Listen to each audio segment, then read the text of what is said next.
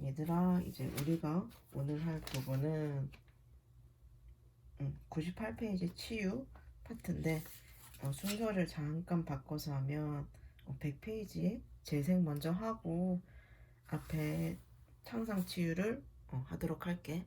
그래서 100페이지의 재생 부분을 보면, 이제 재생이라고 하면 이제 손상된 조직이 동일한 세포에 의해서 만들어지는 것을 말하는데, 이때 손상된 흔적이 없이 정상 기능을 회복하게 되는 게 재생이야.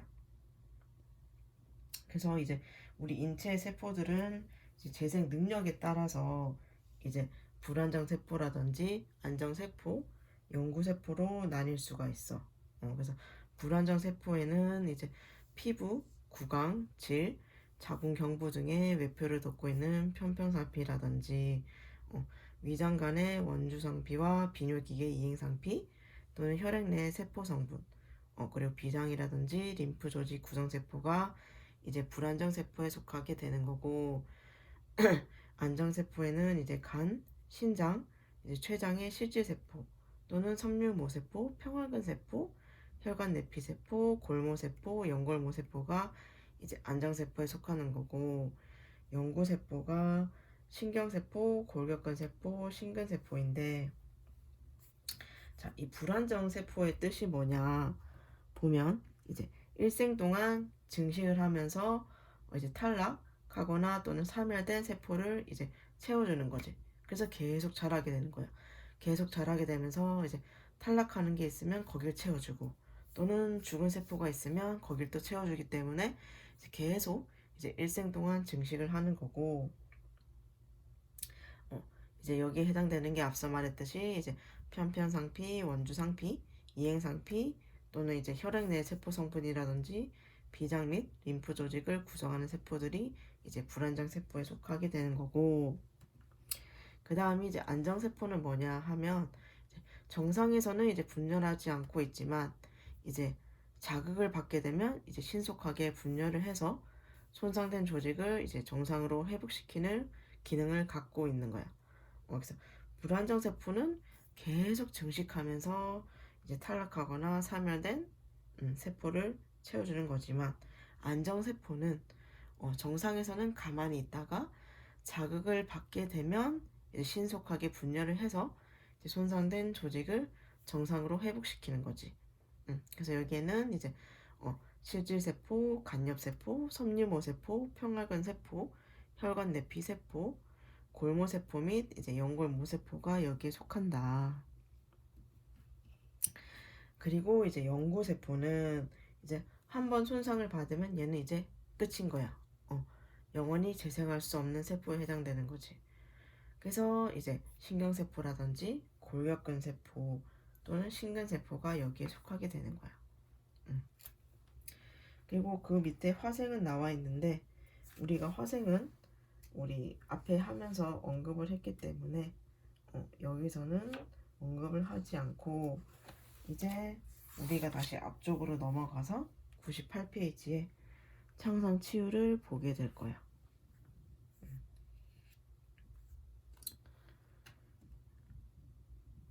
그래서 창상 치유가 있는데, 여기는 또 1차 유합이랑 2차 유합으로 나뉠 수가 있어. 그래서 98페이지에도 1차 유합이 먼저 나와 있지. 설명을 보게 되면 1차 유합은 수술 칼에 의한 피부 결손과 같이 조직의 손상이 경미하고 상처에 세균 감염이 없으며 봉합 등에 의해서 상처의 양쪽 끝이 서로 닿은 상태에서는 1차 융합에 의한 수복이 이루어질 수가 있다. 그래서 봉합 등에 의해서 상처의 양쪽 끝이 서로 닿은 상태가 이제 유가 조직이 형성이 적은 시기를 말하는 거지. 그래서 이때는 1차 융합에 의한 수복이 이루어질 수가 있다. 그리고 2차 유합은 이미 다량의 유가 조직이 형성이 돼서 창상 부위를 채우고 반응은 크게 남으며 피부 부속 기관이 상실된 상태를 이제 말하는 거야.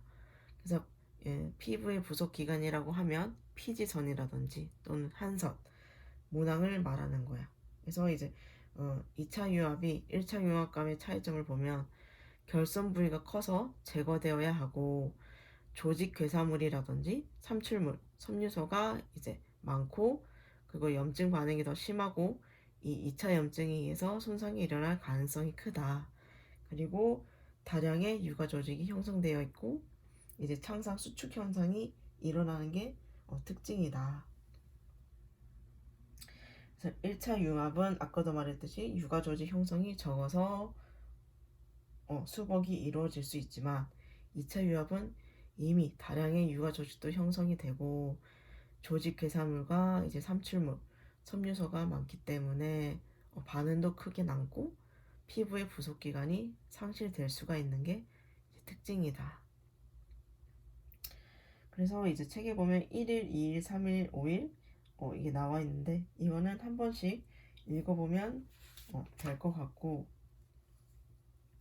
100쪽에 보면 창상 치유에 나쁜 영향을 미치는 인자라고 해서 나와 있는데 이것도 전신적이랑 국소로 나뉘어져 있어. 전신적 인자는 이제 연령, 영양 상태, 혈액 질환, 당뇨병, 스테로이드 투여가 나와 있는데 연령을 딱 보면 알 수가 있지. 애기들은 보면 되게 회복력이 빠르거든.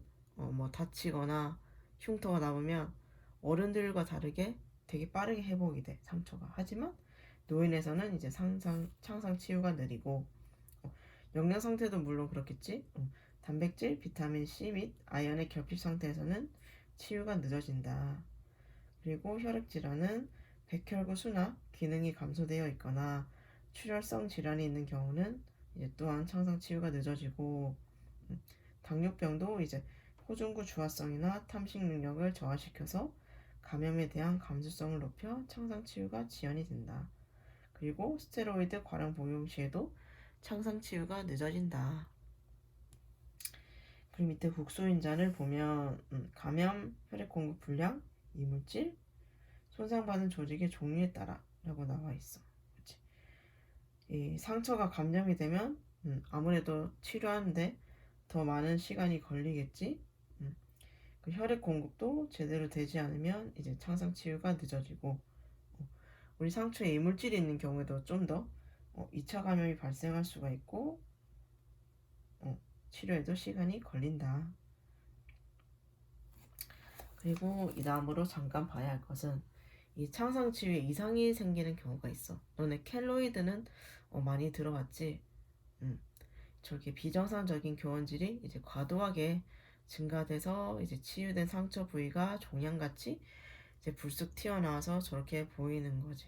그래서 켈로이드 체질 있는 사람들은 이제 흉터가 잘 치료가 안 되고 저렇게 남는 게 이제 대부분이고 이것은 이제 켈로이드 또한 이제 유전적 경향을 가지고 있는 경우가 있다. 그래서 여기까지가 간단하게 우리가